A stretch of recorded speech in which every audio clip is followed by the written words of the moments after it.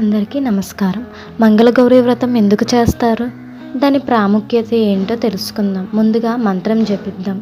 సర్వమంగళ మాంగళ్యే శివే సర్వార్థ సాధికే శరణ్యే త్రయంబకే గౌరీ నారాయణి నమోస్తుతే జయంతి మంగళకాళీ భద్రకాళీ కపాలిని దీర్ఘక్షమా శివదాత్రి స్వాహా స్వదా నమోస్తుతే. మంగళగౌరి వ్రతం పార్వతీదేవికి అంకితం చేయబడింది.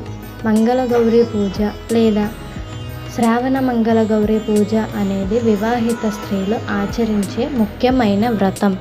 సంతోషకరమైన వైవాహిక జీవితం మరియు భర్త యొక్క దీర్ఘ జీవితం కోసం దీన్ని నిర్వహిస్తారు. కుంకుమ కోసం కనీసం 5 స్త్రీలను పిలవాలి మరియు తాంబూలం సమర్పించాలి. మంగళగౌరి వ్రతం ఎప్పుడు చేయాలి అన్నదే కదా మన ఆలోచన.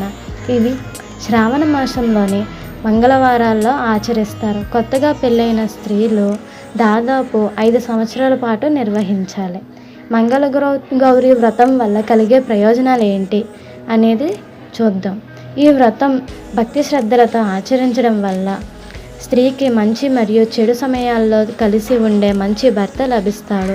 ఈ పూజను ఎంతో భక్తి శ్రద్ధలతో చేయడం వల్ల మనిషికి మంచి ఆరోగ్యం, ఐశ్వర్యం లభిస్తుంది.